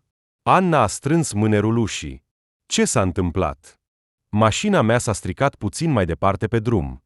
Nu am semnal. Bateria s-a descărcat. Căutam pe cineva care să-mi împrumute telefonul sau să mă ajute. Anna l-a privit. Părea destul de inofensiv, dar cine știe. Totuși, amintirile despre cum a fost recent într-o situație dificilă au împins-o spre compasiune. Bine, a spus ea, intră, îți voi da telefonul, ca să poți suna. Cui vei suna? Prietenilor, ca să mă ia sau să vină să mă ajute. Bărbatul părea ușurat. Îți mulțumesc foarte mult. Anna l-a lăsat să intre în hol, l-a arătat spre living. Așează-te. El a zâmbit puțin stânjenit, a intrat, aruncând o privire în jur. Ai aici renovare? Mai degrabă o luptă cu neglijența, a suspinat Anna, întinzându-i telefonul. Iată, sună. A început să formeze un număr, dar telefonul a sunat brusc, un apel intrat. Bărbatul a dat telefonul înapoi Annei. Ea a luat, da. Alo? Anna. A auzit vocea agitată a lui Vadim. Salut. Îmi pare rău că te sun atât de târziu. Ascultă, tocmai am aflat. Mâine vin niște oameni de la Gazpromstroj. Probabil că vor inspecta terenul tău. Ești la curent? Nu, s-a mirat Anna. Milena nu mi-a spus nimic. Bine, să vină. Doar te avertizez. Fii atentă. Și nu semna niciun document. Ok? Bine, a spus Anna. Îți mulțumesc, Vadim. A închis, s-a întors către oaspete, văzând că acesta așteaptă cu nerăbdare să facă apelul său. I-a întins telefonul. Îmi pare rău, am aici un apel. Poți suna acum. Mulțumesc. Bărbatul a format numărul, s-a îndepărtat puțin. A început să vorbească încet la telefon, cerând ca cineva să vină să-l ia. Apoi a închis, a suspinat. Totul, prietenii vor veni în aproximativ 20 de minute. Îți mulțumesc foarte mult. Pot să aștept aici 20 de minute? Afara este întuneric, iar pe drum circulă mașini. Desigur, a spus Anna, simțind încă o dată o neliniște, dar voia să fie primitoare. Poți aștepta aici. Îți ofer ceai. Cu plăcere, a dat din cap bărbatul. Au mers în bucătărie. Anna a pus ceainicul, a observat că oaspetele ei se uită în jur cu curiozitate, parcă studiază casa. Totuși, poate că pur și simplu îi era interesant unde s-a aflat. Locuiești aici de mult? a întrebat el. Ei bine, se poate spune că m-am mutat recent. Aceasta este casa mamei mele decedate. Înțeleg, a dat din cap bărbatul, privirea lui s-a întunecat. Îmi pare rău, nu am vrut să mă bag cu întrebările. Nu-i nimic, totul este în regulă, a răspuns Anna, turnând ceai în căni. Dar tu de unde ești? Dintr-un sat vecin. Am venit pentru afaceri, iar mașina m-a lăsat baltă. Înțeleg, a spus Anna, întinzându-i o cană. Cu zahăr? Da, mulțumesc. A început să amestece ceaiul, gândindu-se la el. Casa este veche, dar are un anumit confort. Cândva aici a fost foarte bine, când mama era în viață, a spus Anna, încercând să nu cadă în tristețe. Acum multe s-au deteriorat. Cred că în curând va trebui să-mi schimb viața. Bărbatul a dat din cap. Minutele au trecut. Au băut ceaiul încet, iar apoi farurile s-au aprins în curte, se pare că prietenii au sosit. Bărbatul a suspinat ușurat, a pus cana jos, a mulțumit Annei pentru ospitalitate. Ești foarte bună, a spus el la revedere. Acum puțin lasă străini în casele lor. Dacă pot să te ajut cu ceva, iată vizitca mea. Sunt un mic antreprenor, mă numesc Ruslan. Poate, cine știe, poate ai nevoie de transport sau altceva. A întins o carte de vizită, iar Anna a luat-o automat. Era scris, Ruslan Muratov, servicii de transport, mici reparații. I-a dat din cap, mulțumesc, bine. Succes cu mașina. El a zâmbit și a ieșit. Anna a închis ușa cu zăvorul, încercând să nu-și amintească cum recent au intrat alți oaspeți. A mers în dormitor. A pus alarma pe telefon. Mâine trebuie să se trezească de vreme, căci, probabil, vor veni oameni de la Gazprom Stroi. Dimineața a început cu un zgomot la poartă. Anna a privit pe fereastră și a văzut doi bărbați în costume, lângă o mașină de serviciu. A ieșit în curte. Bună ziua, a spus mai în vârstă dintre ei, prezentându-se ca inginer de la Gazprom Stroi. Ne-au dat adresa dumneavoastră. Au spus că sunteți proprietar. Putem face măsurători. Aveți permisiune? A întrebat Anna cu precauție, amintindu-și de sfaturile lui Vadim. Da, iată, bărbatul a arătat niște acte, documentația preliminară pentru măsurători geodezice. Trebuie să clarificăm limitele terenului. Anna nu înțelegea foarte bine ce era scris, dar a văzut ștampile. Vreau să intre în grădină, să facă niște măsurători. Anna i-a condus acolo, încercând să nu se îndepărteze prea mult.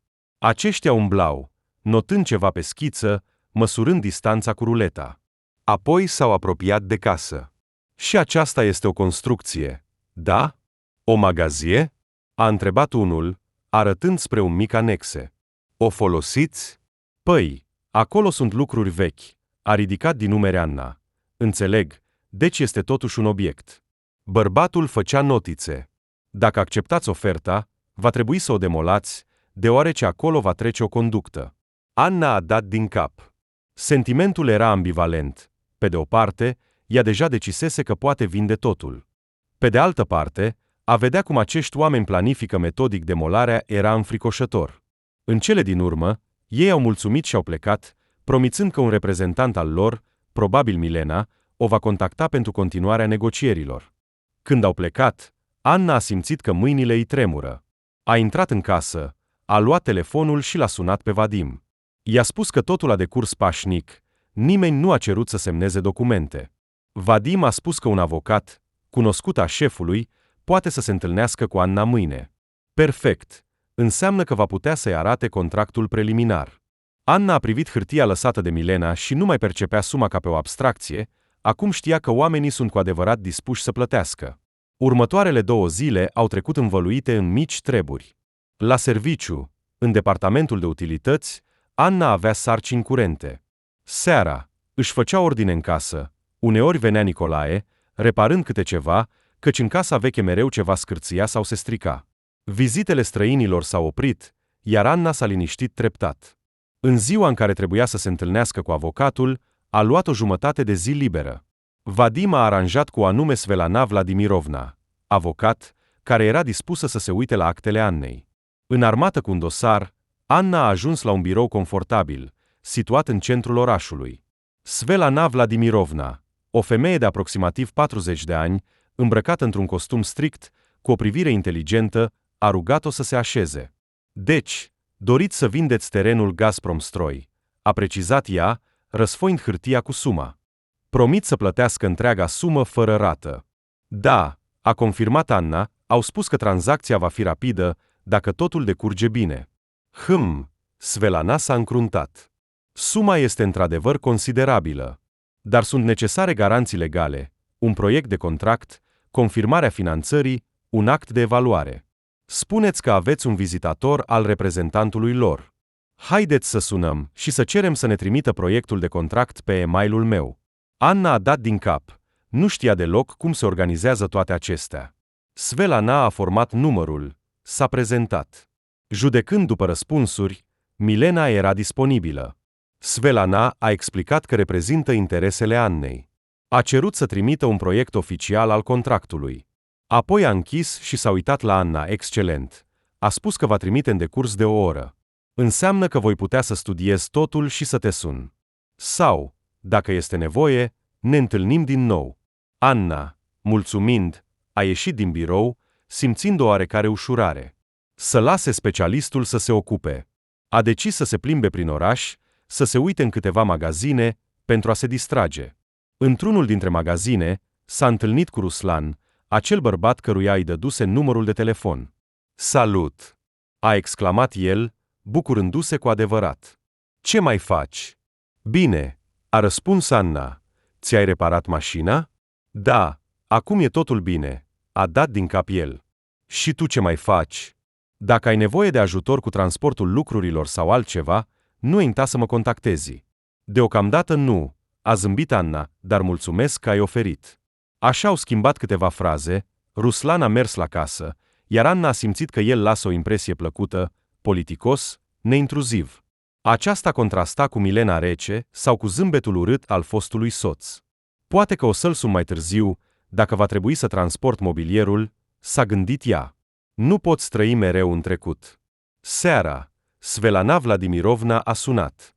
Anna, am studiat proiectul. În principiu, totul arată bine, cu excepția câtorva momente. În primul rând, au nevoie de semnătura ta pe actul de renunțare voluntară la orice pretenții legate de amenajarea conductei. Asta înseamnă că, dacă după instalarea conductelor apare o tasare a solului sau altceva, nu vei putea solicita compensație. Dar, având în vedere că intenționezi să vinzi complet terenul și casa, pentru tine nu este critic. În al doilea rând, există un punct despre termenele de plată. Ei promit să transfere banii în termen de 10 zile de la înregistrarea tranzacției, nu imediat în ziua semnării. Este normal, dar trebuie să stipulăm o penalizare în cazul în care nu respectă termenele. Anna a ascultat cu atenție, încercând să înțeleagă, deci se poate semna. Dacă ei vor face modificările. Da, aș insista asupra includerii unui punct despre penalizare și a detaliat mai bine costul, ordinea plăților. Dar în rest, tranzacția arată legal. Bine, a spus Anna, mulțumesc. Dar poate că vor plăti mai puțin dacă cer să stipulez toate acestea? Nu cred, a răspuns avocatul. Este o practică obișnuită. Dacă sunt de acord cu suma ta, înseamnă că au calculat totul. Întrebarea este doar dacă ești pregătită să vezi cum casa va fi demolată. Anna a suspinat. Da, moral este greu. Dar, se pare, sunt de acord. Altfel, voi continua să stau în această casă pe jumătate goală. Înțeleg, a dat din cap Svetlana. Îți propun să stabilești o întâlnire cu reprezentantul lor. Invită-mă, vom aranja totul, vom certifica la notar. Anna i-a mulțumit. Apoi a scris un mesaj Milenei, că este pregătită pentru negocieri, dar are un avocat. În curând, aceasta a răspuns că compania este de acord, a stabilit data și locul întâlnirii, biroul lor. Așa s-au desfășurat lucrurile, iar Anna a realizat că viața se îndreaptă rapid spre schimbări. Când Anna i-a împărtășit lui Vadim noutățile, el s-a bucurat la început, spunând că este o oportunitate minunată. Dar apoi, pe fața lui i-au apărut îndoieli. Ascultă, dar tu? Adică, după vânzare, unde vei merge? Nu știu. Probabil, mai întâi voi închiria o locuință, iar apoi voi decide ce să cumpăr. Poate un apartament în oraș sau o mică casă, dar mai aproape de centru, cu utilități. Înțeleg, a dat din cap Vadim. Poate că vei rămâne să lucrezi la noi în departament? Totuși, ne-am obișnuit unul cu altul. Anna a zâmbit. Mulțumesc. Poate, da. Îmi place echipa. Mă bucur să te văd în fiecare zi. Dar deocamdată nu știu. Vreau să mă odihnesc de toate problemele. Vadim s-a încruntat puțin, dar a tăcut. A venit ziua semnării acordului final. Anna s-a îmbrăcat cât mai oficial, pantaloni stricți, bluză albă. Se simțea emoționată, căci era o tranzacție serioasă, mulți bani și o despărțire finală de casa mamei. A mers la biroul Gazprom Stroi, unde o așteptau Milena Andrivna și avocatul Svelana. În birou a intrat și un bărbat, prezentându-se ca specialist principal în probleme contractuale al companiei. Au desfășurat actele. Svelana a verificat că au fost incluse modificările referitoare la penalizare și termenele clare de plată. Totul este în regulă, a dat din cap ea, adresându-se Annei. Dacă ești de acord, putem semna. Milena a întins un pix cu logo-ul companiei. Te rog. Mâna Annei tremura când a semnat. Părea că dăruiește amintirea mamei. Dar imediat și-a amintit și altceva. Mama ar fi vrut să fiu fericită. După ce ultimele semnături au fost puse, bărbații s-au strâns mâinile, Svelana a semnat ca martor. Notarul, invitat dinainte, a certificat tranzacția. Felicitări, a spus Milena, ascunzând actele în dosar. Veți primi banii în termen de 10 zile. Vom lua legătura cu dumneavoastră în legătură cu eliberarea terenului, vom stabili termenele. Anna a dat din cap, simțind un gol și, în același timp, o ușurare ciudată. Totul, acum oficial casa nu îi mai aparține. Va trebui să se mute când banii vor veni. Milena i-a întins mâna. Mulțumesc pentru colaborare. Sper că nu vei regreta. Anna a strâns mâna, gândindu-se că împreună cu proprietatea mamei din inima ei pleacă o mare povară de supărări și probleme. I-a mulțumit Svelanei și a ieșit din birou. Ziua părea gri și înnorată. Anna a decis că acum se va duce acasă, va verifica toate lucrurile, va gândi ce trebuie să ia. Căci mai are aproximativ o săptămână până când banii vor veni.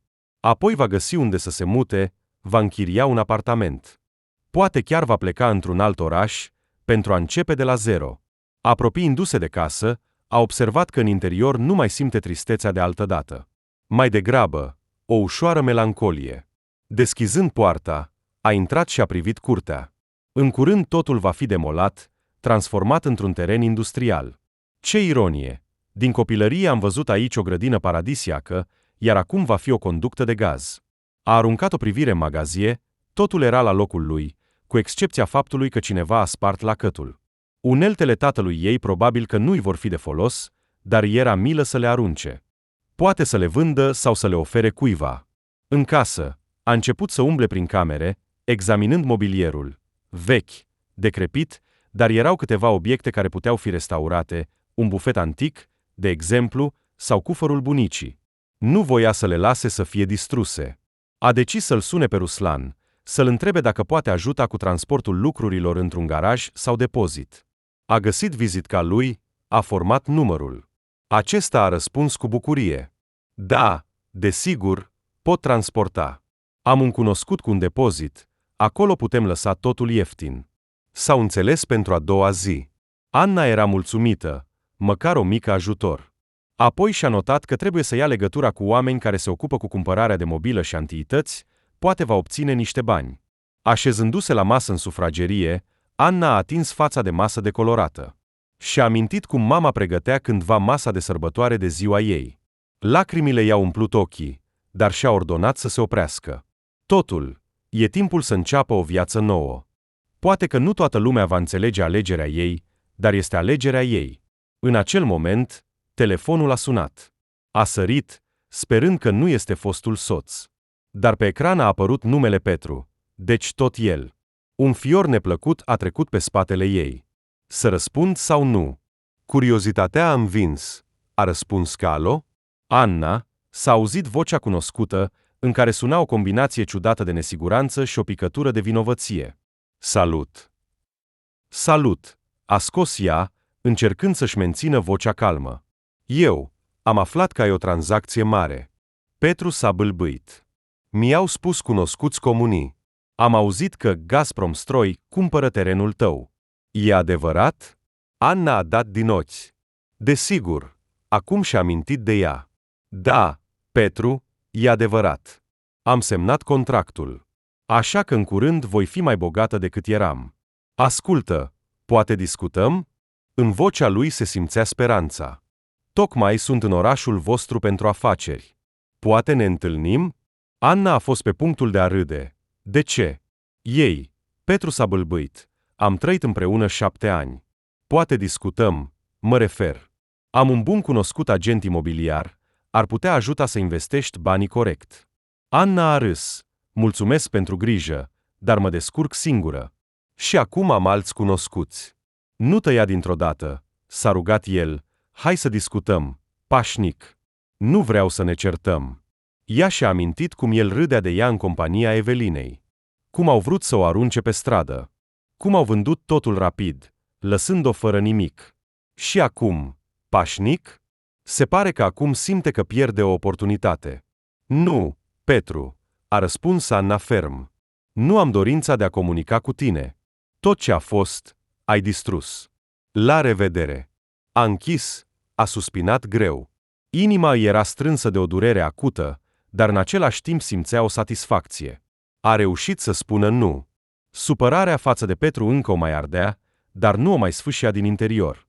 În sfârșit, simțea o libertate interioară. Adunându-și gândurile, Anna a mers în dormitor, a scos din comoda un album foto. În curând această casă nu va mai fi a ei, dar amintirile vor rămâne. A decis să ia albumul, caietele mamei, documentele. A pus totul cu grijă într-o cutie. Voia să creadă că sufletul mamei va înțelege, Anna nu părăsește casa în neant, ci pur și simplu merge mai departe. A ieșit pe verandă, a respirat aroma grădinii, a privit la bradul vechi pe care tatăl ei l-a plantat cândva. Iartă-mă, tată, a șoptit ea, dar trebuie să trăiesc. Și în interior a venit o ușurare. A doua zi, Ruslan a venit cu un ajutor, au demontat cu grijă bufetul, cufărul, le-au încărcat în furgon. Anna a pus acolo cutii cu cărți, documente, haine. Toată cealaltă mobilă veche a decis să o lase. Când camionul a plecat, a umblat prin camerele goale. Acum nu mai rămăsese aproape nimic, în afară de o canapea veche, un dulap, și acelea vor fi demolat împreună cu pereții. Sentimentul de goliciune și ecoul aduceau tristețe, dar simbolizau, de asemenea, că povestea acestei case s-a încheiat. Ieșind în curte, Anna a văzut neașteptat lângă poartă o figură cunoscută, prietena ei din școală, Ecaterina, cu care se înțelesese cândva foarte bine. Ecaterina s-a mutat în alt oraș înainte de a termina școala, dar uneori venea să-și viziteze rudele. Anna nu o mai văzuse de 10 ani, dar totuși a recunoscut-o. S-au îmbrățișat cu bucurie, deși puțin stânjenite. Ce întâlniri! Anna zâmbea. Ce mai faci? Bine, am venit la mătușa. Ecaterina a arătat cu mâna spre casa de pe strada vecină. Am auzit că acum ești în casa mamei. Am venit să arunc o privire. Văd că scoți totul. Se spune că vinzi terenul? Da, deja l-am vândut, a recunoscut Anna. În curând plec. Înțeleg. Ecaterina a dat din cap cu compasiune. Ascultă, îți amintești de vremea noastră de școală? Erai atât de romantică. Voiam să călătoresc, să merg în Italia. Voiam. Anna a suspinat. Totul nu s-a aranjat cum trebuie. Poate că acum va reuși. Ecaterina s-a prins de această idee cu bucurie. Desigur. Dacă ai bani, poți să-ți faci o vacanță. Viața nu se termină. Eu, de exemplu, încerc să economisesc puțin în fiecare an și să plec undeva. Anna a zâmbit. Într-adevăr, de ce nu? Câteva zile mai târziu, banii promiși de Gazprom Stroi au intrat în contul Annei. La insistența Svelanei, ea a verificat totul, comunicând cu banca, asigurându-se că suma a fost complet creditată și abia apoi a predat restul formalităților. Acum casa a trecut oficial în proprietatea corporației, iar în cel mai scurt timp vor începe demolarea. Anna a reușit în sfârșit să simtă toată puterea că are o sumă mare. Prima ei gând a fost să închirieze un apartament, dar a decis, probabil, să ia o pauză și să plece undeva. Vadim, desigur, va fi surprins, dar nu vreau să mă îngreunez din nou cu o mulțime de obligații. Am nevoie de o gură de aer proaspăt. Adunându-și lucrurile în mașină, a făcut un ultim tur prin camere. A atins peretele, a închis ochii. Mamă, mulțumesc pentru tot. Și a ieșit. Când Anna a închis ușa, la poartă s-a auzit sunetul unei mașini care se apropia. S-a gândit că, probabil, este un angajat de la Gazpromstroj sau din nou cineva dintre vecini. Dar, deschizând poarta, a văzut-o pe Evelina. Da, amanta lui Petru. Aceasta stătea în cabrioletul ei la modă și, văzând-o pe Anna, a ieșit din mașină, aruncându-i o privire disprețuitoare. Oh, bună, a spus ea cu venin. Am auzit că ai devenit bogată? Anna a simțit un val de iritare. Ce vrei? Ce? Și Evelina a făcut pe admiratoarea unghiilor ei. Petru a aflat că ai vândut terenul. Și acum ați putea face ceva împreună. Împreună. Anna a întrerupt-o, în vocea ei suna sarcasm. Ați putea face ce? O afacere comună? Vrei să mă implici din nou într-o aventură? Hai, nu fi supărată. Evelina a făcut o grimasă asemănătoare cu un zâmbet. Petru a înțeles că a greșit, este gata să discute totul. A spus că noul tău capital este o investiție bună. Și nu vrei să rămâi singură, nu-i așa? Anna a zâmbit, privindu-o atent pe amanta care vorbește despre împăcare, de parcă nu s-ar fi întâmplat nimic. Ascultă, Evelina, a început ea încet, spune-i lui Petru că nu mai am dorința de a discuta nimic. Am o viață nouă, liberă de trădătorii și mincinoși. Și îți recomand, stai departe de mine, căci nu se știe niciodată, dar ai devenit curajoasă. Evelina a strâmbat din ochi. Ei bine, ce să facem? Vom trăi și vom vedea. Vei regreta că ne respingi. Nu cred. Anna s-a întors cu spatele. A închis ușa cu un zgomot. La revedere. Prin gard a auzit cum Evelina se urcă în cabriolet și pleacă cu un șuierat al anvelopelor. Ce îndrăzneală, s-a gândit Anna, ei cred că eu le voi da din nou totul. Se înșală. S-a așezat în mașină, a aruncat o privire la feroneria casei, liniștită, goală, stând în lumina dimineții. În memorie a apărut imaginea mamei, care părea că o privește din fereastră cu un zâmbet. Anna a acționat maneta, a pornit motorul și a ieșit liniștit pe drum. Nu mai putea aștepta să plece departe, acolo unde poate uita umilințele și supărările, să înceapă totul din nou. A ajuns la biroul municipal pentru a se despărți de Vadim și colegi. Când a intrat, a fost întâmpinată cu zâmbete. Au auzit că, în sfârșit, tranzacția s-a finalizat. Au felicitat-o. Ei bine, ce planuri? Anna a ridicat din numeri. Vreau să călătoresc puțin. Visam la Italia și poate și în altă parte. Apoi voi decide unde să mă așez. Vă mulțumesc pentru tot. Vadim părea puțin trist, îmi va fi dor. A recunoscut el. Dar sunt fericit că totul s-a rezolvat pentru tine. Mulțumesc. Anna l-a îmbrățișat la revedere. M-ai ajutat mult. Dacă ai nevoie de ceva, scrie-mi, sună-mă. Ieșind din clădire, a respirat aerul. Inima îi bătea în anticiparea libertății. În fața ei era o nouă pagină a vieții. Și, deși în trecut au rămas pierderi, supărări, trădări, ea s-a regăsit, o femeie capabilă să privească spre viitor fără frică. Am reușit, a șoptit Anna și s-a așezat în mașină, introducând în navigator destinația aeroportul. Întoarcere. Accelerare lină. Trecutul a rămas în urmă. Acum o aștepta ceva complet diferit, poate plin de surprize, dar deja fără lanțurile durerii. Doar o voce liniștită în inimă spunea: Mamă, tată, vă mulțumesc. Și acum merg pe drumul meu. Liniștea casei vechi a rămas în urmă împreună cu zâmbetele soțului și amantei, care cândva o jefuiseră până la piele.